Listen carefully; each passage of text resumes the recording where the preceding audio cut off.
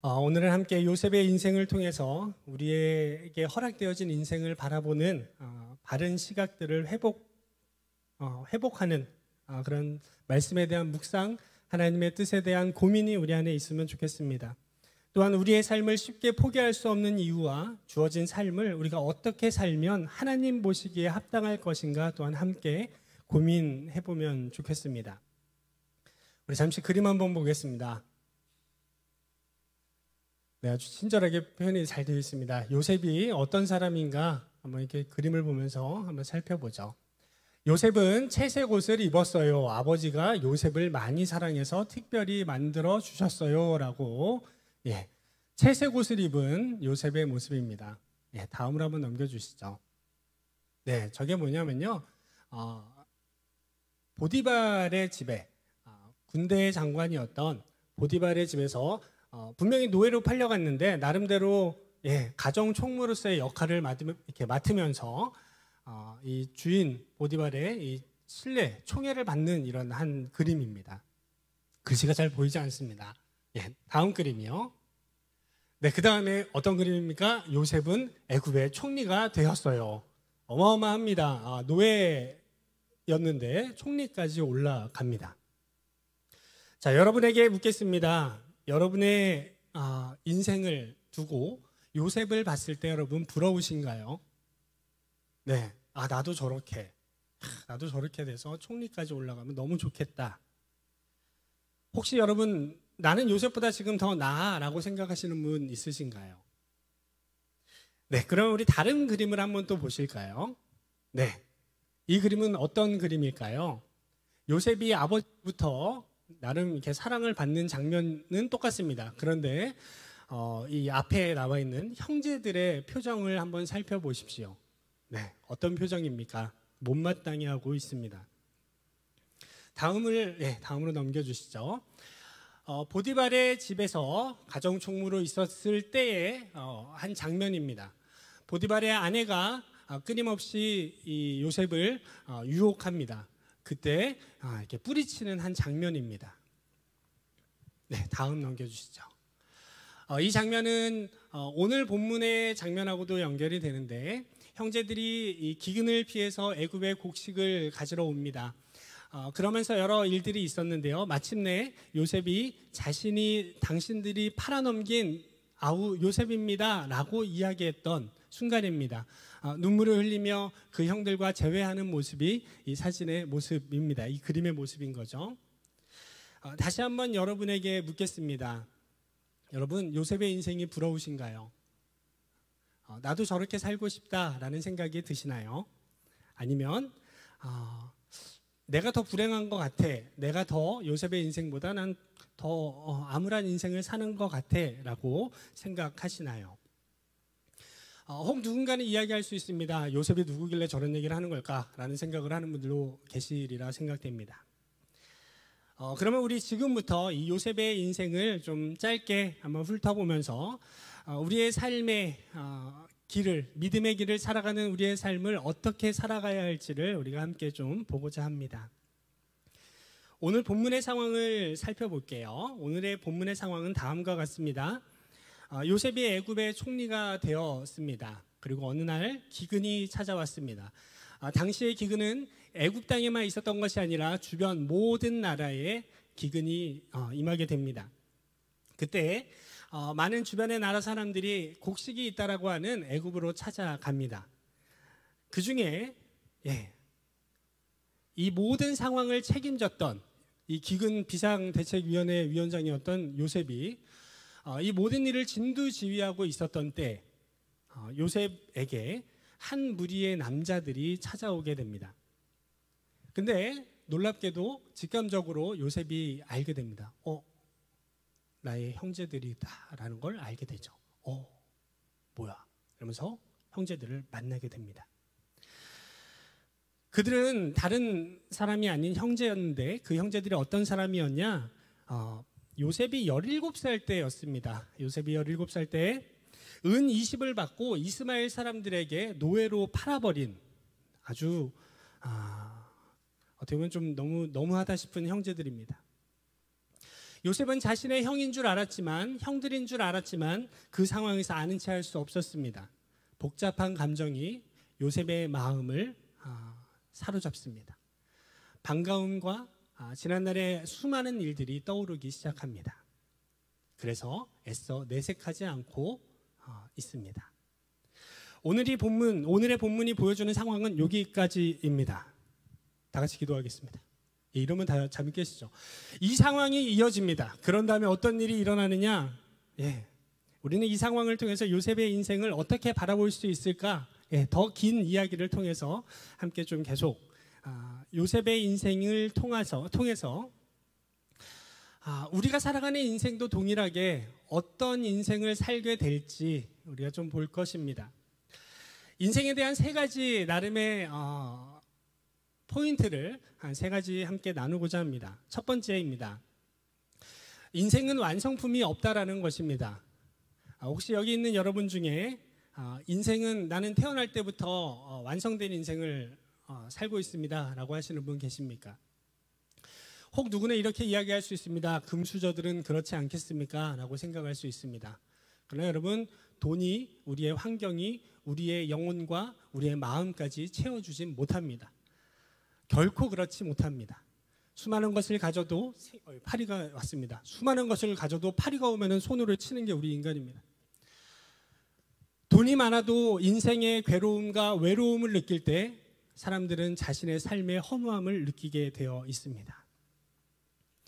요셉의 인생을 보죠. 요셉의 인생도 처음부터 완성된 인생은 아니었습니다. 미완성의 상태로 완성이 필요한 상황 가운데 태어났습니다. 그의 가정을 살펴보겠습니다. 여러분, 이 아버지 야곱이 계시는데 요셉의 가정의 어떤 형편을 잠시 보시면 이렇게 되어 있습니다. 아빠가 4명의 부인을 가지고 계십니다. 대단하셔서 4분을 데리고 계시는데 레아와 라헬과 빌하와 실바라는 이 4명의 부인을 가지고 계십니다. 안타깝게도 한 여인에게서는 아이가 이렇게 낳지 못한 상황이 있었습니다. 그래서 라헬이라는 여자였는데 그 라헬이라는 아내를 너무 사랑했는데 안타깝게도 라헬에게는 자식을 낳지 못하는 그런 어려움이 생겼습니다. 그러던 과정에 10명의 자녀가 생겼습니다. 사랑하는 아내, 그녀가 자식을 갖고 싶어 하지만 자식을 낳지 못하는 그런 상황 속에 너무나도 놀라울 정도로 자식이 드디어 생겼습니다. 그래서 노년에 낳은 아들 요셉이라고 이야기를 하는데, 그래서 요셉을 이 야곱이 특출나게 사랑했고, 그리고 야곱과 또한 야곱의 동생이었던 베냐민을 무지무지하게 사랑했습니다. 그 중에 아주 특출나게 이 요셉을 사랑했던 것이죠. 이 아내였던 라헬은 베냐민을 낳고 낳다가 결국 이렇게 죽게 됩니다. 그냥 이렇게 들어도 뭔가 이렇게 깔끔하진 않습니다. 집에 사정이 있고 여러 가지 아픔도 있고 좀 뭔가 많은 일들이 있는 가정입니다. 아버지 야곱에게 특별한 사랑을 받았던 이 라헬의 첫 번째 자식 야곱, 이 요셉에게 야곱이 옷을 입힙니다. 창세기 37장 3절에 보면 이렇게 기록합니다. 요셉은 노년에 얻은 아들이므로 이스라엘이 여러 아들들보다 그를 더 사랑함으로 그를 위하여 채색옷을 지었다니. 채색옷은 다른 게 아닙니다. 그냥 좀 더 화려한 옷, 그리고 장식이 길게 돼 있대요. 그래서 이 옷은 일반적으로 생활할 수 있는 다른 형제들처럼 목동의 일을 할 수 있는 그런 옷이 아닙니다. 이렇게 멋내기 위한 옷입니다. 쉽게 얘기해서 집에서 상당히 보호를 받고 귀하게 자랐다라는 것을 이 옷을 입은 것만으로도 우리가 알 수 있습니다. 누군가는 요셉을 보고 이렇게 이야기할 수 있습니다. 야, 아버지의 사랑을 독차지해서 너무 좋겠다. 야, 이거 감사한 일 아니냐라고 묻는 분이 계실지 모르겠습니다. 또 누군가는 처음부터 완성된 인생이 아니냐라고 할 수 있겠지만 여러분, 좀 더 살펴보면 결코 그렇지 않다는 걸 우리가 잘 알 수 있습니다. 자, 그럼 우리 야곱을 한번 좀 볼게요. 요셉의 아버지 야곱에 대해서 우리 좀 살펴보도록 하겠습니다. 그의 아버지를 우리가 좀 살펴보면은, 그의 아버지는 어떻게 보면 자식을 좀 이렇게 너무 이렇게 방관하듯이 키웠던 아버지의 모습을 보여줍니다. 여러분 혹시 지금 형제가 많으신 분들 중에 나는 좀 차별을 받으면서 자라왔다, 혹은 나는 요셉처럼 자라왔다, 이런 분 계십니까? 한번 잘 생각해 보세요. 저는 누나에게 누나를 보면서 늘 부러웠습니다. 왜 엄마는 누나에게 모든 걸 다 학원을 보내고 때려서라도 학원을 보내고 해서 저렇게 됐을까? 나도 저렇게 맞으면서 공부라도 시켰으면 잘 될 텐데. 이 정도가 아니라 이 야곱은요, 말 그대로 편애의 왕이었습니다. 어이구 우리 자식 아까 여러분 그림 기억하시죠? 아까 기억하실 겁니다. 너무나도 한 자식, 이 요셉만을 너무나도 사랑해서 다른 형제들이 이 요셉을 싫어합니다. 그런데도 이 아버지는 그걸 몰랐던 것 같습니다. 진작에 알았다면 이렇게 하지 않았겠죠. 이처럼 이 야곱과 또한 라헬, 이 둘 사이에서 난 요셉의 인생은 어떻게 보면 복잡한 인생의 흐름 속에 뭔가 출발하고 있음을 우리가 보게 됩니다. 결코 완성되지 못한, 그러나 누군가가 봤을 땐 난 저렇게도 좋겠다라고 할 수 있겠지만 한번 계속 이 요셉의 인생을 한번 살펴보도록 하겠습니다. 우리가 두 번째 다시 한번 생각해 볼 것이 있습니다. 바로 우리가 살아가는 인생은 숨은 그림 찾기와 같다는 것입니다. 요셉은 아버지의 어긋난 사랑으로 인해서 형제들의 시기와 질투의 대상이 되었습니다. 너무 곱게 자라서 여러분, 눈치 없는 아이들 혹시 보셨습니까? 너무 곱게 자라서 세상이 다 아름다운 줄 알고 모든 것을 솔직히 이야기하는 아름다운 아이들이 있습니다. 요셉이 그런 사람 중에 한 명이었던 것 같습니다. 어느 날 꿈을 꿉니다. 그리고 꿈을 꾼 것을 아주 자연스럽게 이야기합니다. 아마 너무 순수하게 얘기했을 것 같아요. 자랑하지도 않았고 그냥 순수하게 나 꿈 꿨어요 라고 형들한테 얘기합니다. 첫 번째 꿈은 이런 꿈이었습니다. 곡식단이 있는데 나의 곡식단을 두고 우리 형들의 곡식단이 내 곡식단에 절을 합니다. 와, 꿈 되게 신기하죠? 이렇게 너무 순수하게 얘기했어요. 안 그래도 아버지의 사랑을 독차지하고 좋은 옷도 입고 말 그대로 그냥 미웠는데, 야, 말도 저렇게 참 이쁘게 하네, 참 싫다, 이런 형제들의 분노를 막 사기 시작합니다. 그런데 이게 웬일입니까? 그 꿈이 끝이 아니었습니다. 또다시 이야기합니다. 형님들, 근데 그게 다가 아니고요, 또 꿈을 꿨습니다. 잘 들어보세요. 제가 솔직하게 다 얘기해 줄게요. 이러면서 얘기합니다. 해와 달과 11별이 나를 향해서 절을 하는 꿈을 꿨어요. 이렇게 얘기를 합니다. 그냥 형제들에게는 요셉이 잘 되고 요셉이 뭔가 돋보이는 그 자체가 미워서 꼴보기 싫었습니다. 그냥 인간적으로 봤을 때 요셉이 내 동생이었으면 어땠을까라는 생각을 하면 재수가 없습니다. 저렇게 철딱선이 돋고 저거 확 이런, 엄마 아빠 안 볼 때 몰래 꼬집어주고 싶은 동생, 이런 느낌이 있죠. 만약 요셉이 자신의 꿈을 이야기하는 곳에 제가 있었다면 아마 얘기 좀 해줬을 거예요. 그러지 마, 이거 안 돼, 이러다 너 큰일 나, 형들한테 혼난다, 진짜 죽어, 너 하면 안 돼. 근데 안타깝게도 만날 수가 없었습니다. 며칠이 지났을까요? 드디어 이 최악의 상황을 겪게 됩니다. 물론 이 최악의 상황은 한 번으로 그치지 않습니다. 우리의 인생에 그러하죠. 와, 나 정말 죽는 줄 알았어 했는데 여러분, 우리가 사는 인생 동안 죽는 줄 알았어는 앞으로 계속 꾸준히 이어집니다. 와, 나 최고 힘들었어 했는데 최고 힘든 날은 끊임없이 여러분의 인생에 다가오게 되어 있습니다. 어떤 일이 있었냐면요, 아버지 야곱이 요셉에게 이야기합니다. 야, 형들이 양 치고 있는지 한번 확인 좀 하고 와라, 어디 있는지 한번 좀 가서 보고 와, 이렇게 심부름을 시킵니다. 그래서 요셉이 아주, 이 성경을 보면요, 안 그럴 것 같은데 또 순진하게 이렇게 사람들한테 물어봅니다. 우리 형들 어디 있는지 아십니까? 어떻게 생겼고 누군데 몇 명이고 이랬는데 어디 계신지 아시나요? 해서 물어 도단이라는 곳까지 찾아가게 됩니다. 요셉의 형들이 요셉이 오는 것을 기가 막히게 또 쳐다봅니다. 이렇게 알아봅니다. 그리고서는 이렇게 이야기합니다. 창세기 37장 18절의 말씀입니다. 그들이 요셉을 보고 죽이기를 꾀하여 라고 성경이 기록하고 있습니다. 요셉의 형들이 요셉을 보고 대동단결하여 외친 거죠. 야, 죽여버리자. 그리고는 작전을 세우기 시작했을 겁니다. 성경에 이렇게 짤막짤막하게 나와 있어서 그 상황을 대략적으로 생각을 해봤을 때 형제들이 아마 그때만큼 함께 모여 한 마음으로 의견을 나눴던 때가 없지 않았을까 생각이 됩니다. 그런데 여기서 이런 일이 발생을 합니다. 이상한 일이 발생을 하는데, 그렇게 대동단결해서 이야기하던 형제들 가운데 르우벤이 이야기합니다. 창세기 37장 21절에 그렇게 되어 있습니다. 우리가 그의 생명은 해치지 말자. 이게 뭔 일인지 모르겠습니다. 갑자기 르우벤이 그렇게 이야기를 합니다. 그러고 나서 여러분 한 명이 흔들리니까는 전체가 흔들리는 일이 일어나는 것 같습니다. 갑자기 유다가 또 이야기합니다. 우리가 동생을 죽이고 그 사실을 숨긴다 해서 무슨 유익이 있겠냐라고 또 다시 이제 이러면 안 되겠어라는 뉘앙스로 이야기를 합니다. 그래서 요셉은 나름 양심이 바른 이 두 형제에 의해서 죽음의 위협을 넘기고 10명의 형제들과 함께 손을 잡고 집으로 돌아갔습니다 라고 이렇게 아름답게 이야기가 끝나면 좋겠지만 그것은 우리의 생각일 뿐 어떻게 됐습니까? 안 죽일 줄 알았는데 팔아 넘겨버렸습니다. 결국 이 형제들에 의해서 요셉은 팔려버리게 되죠. 그리고 나서 어떻게 됩니까? 우리 아까 그림으로 보았던 보디발이라는 애굽의 시위대장의 집에 노예로 팔려갑니다.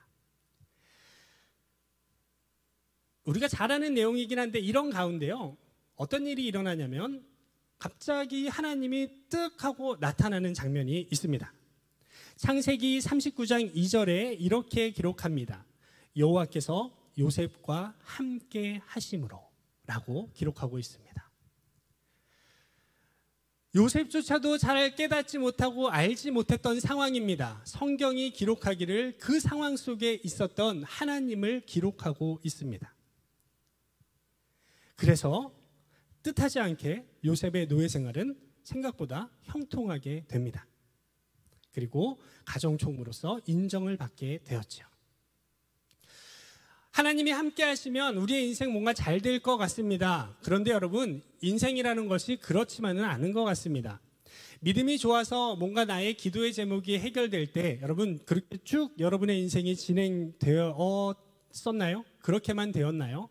아니요. 유감스럽게도 인생이란 것은 하나님의 기도의 응답이 있다 해서 나의 인생의 앞길이 영영 아무런 장애물이 없을 것이다. 절대 그렇지 않습니다. 하나님이 우리와 함께 하셨는데 안타깝게도 우리의 삶에는 또다시 어려움이 찾아옵니다. 어떤 일이 요셉에게 일어났을까요? 좀 잘 풀리나? 형제들에게 버림받아서 노예로 팔려서 좀 뭔가 풀리나 했는데 어떻게 되나요? 보디발의 아내가 끊임없이 이 요셉에게 시험거리가 됩니다. 성경에 보면 창세기 39장 6절과 10절에 보면 요셉은 이 외모가 잘생긴 사람이라고 기록을 합니다. 그래서 이 보디발의 아내가 날마다 요셉에게 청하였다라고 기록하고 있습니다. 뜻하지 않은 어려움이 우리의 삶 가운데 찾아옵니다. 생각지도 않은 어려움이 우리의 삶에 찾아옵니다. 그게 인생인 것 같습니다. 결국 어떻게 되나요? 형들한테 팔렸다가 그래도 좀 뭔가 인생 좀 피나 했는데 뜬금없이 보디발의 아내의 누명으로 다시 감방에 들어가게 됩니다. 이 감방에서는 어떤 일이 일어나는지 여러분 아시죠? 왕궁에서 범죄 짓는 사람들이 들어가는 감옥에 들어갑니다. 거기서 다시 한번 뭔가 하나님의 형통하심을 경험하게 됩니다. 창세기 39장 21절과 39장 23절에는 이렇게 기록합니다. 제가 읽어드리겠습니다. 여호와께서 요셉과 함께 하시고 그에게 인자를 더하사 간수장에게 은혜를 받게 하시매 그리고 여호와께서 요셉과 함께 하심이라 여호와께서 그를 범사에 형통하게 하셨더라. 요셉이 그것을 정말 깨달았는지 알 수는 없지만 살아계신 하나님은 우리의 깨달음의 여지와 상관없이 우리와 함께 하셨다. 요셉의 인생과 함께 하셨다라고 다시금 기록하고 있습니다. 그리고 나서 감옥에서 또 한 번의 일이 일어납니다. 감옥에서 만난 사람이 있는데 술 맡은 관원장과 떡 굽는 관원장이었습니다. 그들의 꿈을 해석하고 나서 그 꿈대로 두 사람의 희비가 엇갈리게 됩니다. 그래서 이 술 맡은 관원장이 다시 복직이 되고 떡 굽는 관원장은 죽음을 당하게 되죠. 이제 뭔가 이 술 맡은 관원장이 요셉을 뭔가 좀 이렇게 잘 해주겠지, 이 형통함이 그렇게 되겠지라고 생각을 했는데 성경을 보게 되면 2년 동안 아쉽게도 이 술 맡은 관원장이 요셉을 기억하지 못합니다. 하나님이 함께 하시고 하나님이 우리의 인생을 형통하게 하시면 뭔가 좀 될 줄 알았는데 또다시 2년이란 시간이 흐르게 됩니다. 그러고 나서 시간이 지나 2년이 지나서 다시 한번 기회가 찾아옵니다. 요셉이 애굽 왕의 꿈을 해석해 줄 기회가 찾아오게 된 것이죠. 그러고 나서 어떻게 됩니까? 다시 한번 하나님의 형통케 하시는 일을 경험하게 됩니다. 그러나 여러분에게 다시 한번 말씀드리고 싶은 것이 있습니다. 그것은 무엇이냐? 여러분, 형통하면 무조건 우리의 인생이 잘 풀린다라는 것만으로 이렇게 설명되지는 않습니다. 하나님의 건지시는 손길의 방법이 있지만 그것이 우리가 생각하는 것과는 다를 수는 있다는 것 기억하십시오. 그래서 이 인생이라는 것은 숨은 그림 찾기와 같습니다. 내가 형통할 때, 내가 잘 될 때 하나님이 나를 인도해 주신다라고 볼 수는 있습니다. 그러나 그것이 답이라고는 할 수 없습니다. 우리의 고난 중에 우리의 삶의 역경 속에 숨어있는 하나님의 손길과 흔적이 우리의 삶 곳곳에 있다는 것을 우리는 기억해야 합니다. 마지막으로 세 번째 우리가 함께 볼 부분은 무엇일까요? 인생은 배우는 것보다 이해하는 것이 중요하다는 것입니다. 요셉은 야곱에게 다른 아들들과 비교할 수 없는 아들로 자라다가 17살에 형제들에게 미움을 사고 팔려갑니다. 노예로 팔려가죠. 그러나 하나님의 함께 하심을 통해 다양한 경험들을 하게 됩니다. 극한의 경험을 하게 되죠. 죽음의 위협을 넘기고 누명을 쓰기도 하고 왜 깜빵에 가야 하는지도 모르겠고 그야말로 여러분 진짜 인생이 꼬이면 그렇게 되는 것 같습니다. 반대로 그 고생의 대가를 인간의 인생의 순간순간 또 경험하게 됩니다. 우리는 요셉이 어떠한 결과를 맞이하냐라는 것보다 어떠한 과정으로 인생을 배웠는가에 집중해야 합니다. 나도 요셉처럼 하나님이 건지시는 손길을 나도 경험하고 싶어가 아니라 그러한 인생을 통해 요셉이 무엇을 깨달았는가 그리고 나도 그것을 깨닫고 싶다라는 마음이 우리 안에 있어야겠습니다.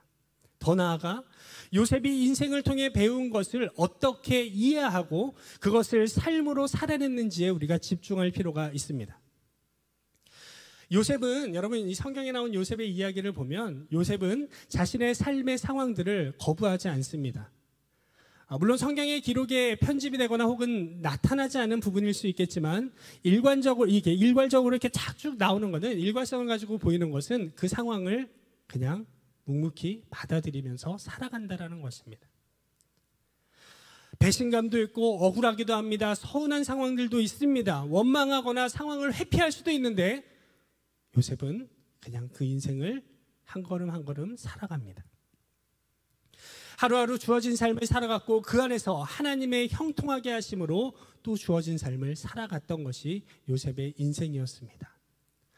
처음에는 하나님의 함께 하심을 깨닫지 못했을지라도 반복되어지는 하나님의 섭리, 하나님의 인도하심을 요셉도 분명히 깨달았으리라 생각됩니다. 그랬기에 인생에서 하나님의 함께 하심을 깨닫게 되고 배우게 되면서 믿음이 생겨나고 삶이 두렵지 않고 뭔가 할 수 있겠구나. 하나님이 나와 함께 하시면 이 상황도 내가 이겨낼 수 있겠구나. 아마 마음에 많은 깨달음과 배움이 있었을 것입니다. 그런데 여러분 요셉에게 형제들이 나타났습니다. 초반에도 언급했듯이 요셉이 형제들을 보았을 때 만감이 교차합니다. 반가우면서도 자신에게 씻을 수 없는 아픔을 주었던 이 형제들에 대한 미움과 분노도 있었을 겁니다.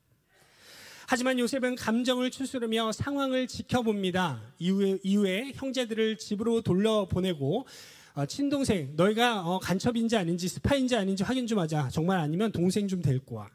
이러면서 나름 이렇게 막 괴롭혀요. 이게 정말 괴롭히는 건지 아니면은 자신의 감정을 눌러가면서 그냥 하는 건지는 모르겠지만 뭔가 이 마음의 쓴뿌리에서 나오는 아픔의 어떤 흔적들이 아닐까, 모습이 아닐까라고 생각이 듭니다. 이후에 또 어떤 일이 일어나는 줄 아십니까? 진짜 이제 동생을 데리고 옵니다. 배다른 형제들이 아닌 자신의 친동생 베냐민을 보게 됩니다. 창세기 43장에 보면요, 이렇게 기록하고 있습니다. 요셉이 아우를 사랑하는 마음이 복받쳐 급히 울 곳을 찾아 안방으로 들어가서 울고 얼굴을 씻고 나와서 그 정을 억제하니 음식을 차리라 하매라고 기록합니다. 요셉이 살았던 인생에 나름의 경험들이 있었음에도 이 슬픈 생각과 마음에 벅차오르는 감정의 이 기복은 어떻게 할 방법이 없었습니다. 그런 과정들을 통해서 이제 시간이 지나고요. 그런 과정들이 반복되다가 창세기 45장 1절에서 4절에 말씀을 우리가 좀 같이 보면 좋겠습니다. 제가 읽겠습니다. 요셉이 시종하는 자들 앞에서 그 정을 억제하지 못하여 소리질러 모든 사람을 자기에게서 물러가라 하고 그 형제들에게 자기를 알리니 그때에 그와 함께한 다른 사람이 없었더라. 요셉이 큰 소리로 우니 애굽 사람들에게 들리며 바로의 궁중에 들리더라. 요셉이 그 형들에게 이르되 나는 요셉이라 내 아버지께서 아직 살아 계시니까. 형들이 그 앞에서 놀라서 대답하지 못하더라. 요셉이 형들에게 이르되 내게로 가까이 오소서. 그들이 가까이 가니 이르되 나는 당신들의 아우 요셉이니 당신들이 애굽에서 판 자라. 요셉은 형제들에게 다양한 상황들로 그들을 시험했습니다. 반가움과 지난날에 대한 아픔으로 가득하니 만감이 교차하는 가운데 그러했습니다. 그러면서 아마 요셉은 자신의 삶을 끊임없이 되돌아보고 되짚어봤을 겁니다. 어린 나이서부터 인생의 쓴맛도 보고 산전수전 다 겪으면서 나름대로 독해졌을 것이다 라는 생각도 해봅니다. 그런데 우리가 여기서 볼 것은 바로 이것입니다. 요셉은 자신의 인생을 통해 배운 것을 잘 이해했기에 그에게 쌓인 감정으로 사람들을, 자신의 형제들을 대하지 않았습니다. 창세기 45장 5절의 말씀을 우리 같이 함께 읽어보도록 하겠습니다. 우리 같이 한번 이 45장 5절의 말씀을 읽겠습니다. 당신들이 나를 이곳에 팔았다고 해서 근심하지 마소서, 한탄하지 마소서. 하나님이 생명을 구하시려고 나를 당신들보다 먼저 보내셨나이다. 아멘. 요셉은 그들에게 이야기합니다. 근심하지 마십시오. 하나님이 생명을 구하시려고 나를 당신들보다 먼저 보내셨습니다. 이것은 단순한 어떤 그냥 감정만 잡고 좋은 말 하는 이런 걸로는 여러분 안 된다는 거 다 아시죠? 좋은 말 한번 해봐야지. 여러분 그렇지 않습니다. 예. 정말 평생 나를 괴롭혀온 사람을 야 이제 내가 갚을 수 있다라는 그 상황이 왔을 때 과연 여러분 몇 명이나 이렇게 이야기할 수 있겠습니까? 아마 자 이렇게 딱 하면 이제 문에서 누가 나옵니까? 깡패들이 나와가지고 끌고 와가지고 야 작살내 이렇게 저 같으면 그렇게 하지 않았을까라는 반성을 해봅니다. 이후에 이 애굽 왕의 배려로 요셉과 야곱 그리고 모든 형제들이 이 고센 땅으로 오게 됩니다. 그래서 이 기근의 시절 가운데 하나님의 형통하심을 다시 한번 겪게 되죠. 야곱이 이제 죽게 됩니다. 이 고센 땅에서 17년을 살고 나서 야곱이 죽게 됩니다. 그리고 장례식을 하게 돼요. 아버지의 장례를 마치고 형제들이 요셉에게 찾아가 이야기하는 말씀을 우리 같이 보도록 하겠습니다. 창세기 50장 16절에서 21절의 말씀입니다. 제가 읽겠습니다. 눈으로 같이 봐주시면 감사하겠습니다. 당신의 아버지가 돌아가시기 전에 명령하여 이르시기를 너희는 이같이 요셉에게 이르라. 내 형들이 내게 악을 행하였을지라도 이제 바라건대 그들의 허물과 죄를 용서하라 하셨나니 당신 아버지의 하나님의 종들인 우리 죄를 이제 용서하소서 하매 요셉이 그들이 그에게 하는 말을 들을 때에 울었더라. 그의 형들이 또 친히 와서 요셉의 앞에 엎드려 이르되 우리는 당신의 종들이니이다. 요셉이 그들에게 이르되 두려워하지 마소서. 내가 하나님을 대신하리이까. 당신들은 나를 해하려 하였으나 하나님은 그것을 선으로 바꾸사 오늘과 같이 많은 백성의 생명을 구원하게 하시려 하셨나니 라고 고백합니다. 이러면서 이 요셉의 일생은 성경에서 마무리를 이렇게 짓게 되죠. 요셉은 우리에게 다양한 경험들로 인생을 배우는 것만큼 그 삶을 경험한 삶을 어떻게 이해하며 살아내야 하는지를 우리에게 잘 보여주고 있습니다. 오늘을 살아가는 여러분의 삶은 지금 어떠한 삶의 여정을 지내고 계십니까?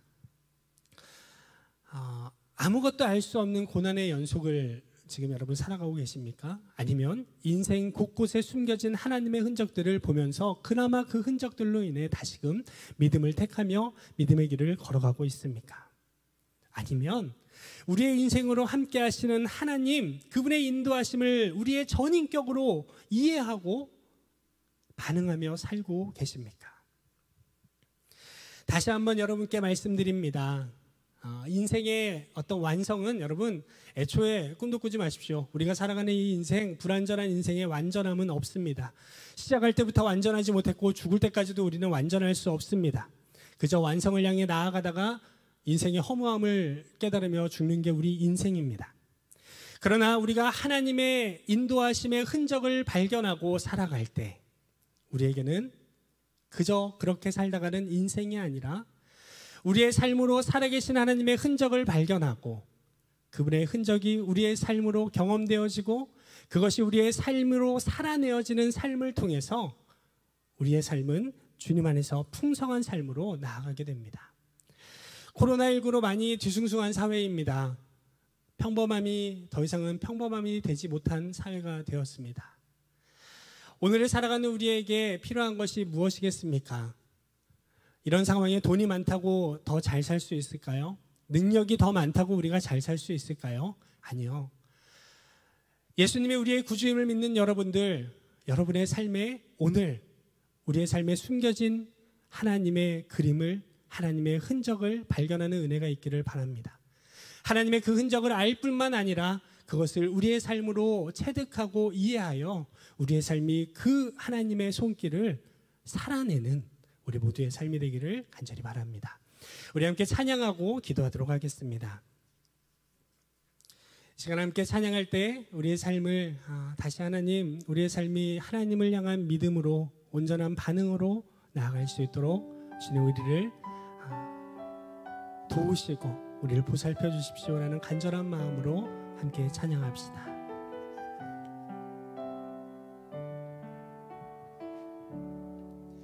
믿음과 삶을 살아가는 실력이 너무나 다른 내 모습을 볼 때에 이 모습도 주가 사랑하실까? 자신 없는 내 모습 그저 주님 앞에 있네. 나 같은 자도 사랑하여 주시고 한 번도 나를 떠나지 않으셨네. 아픔 속에 주를 작게 여긴 나 꾸짖지 않으시고 내 손 잡아주시네.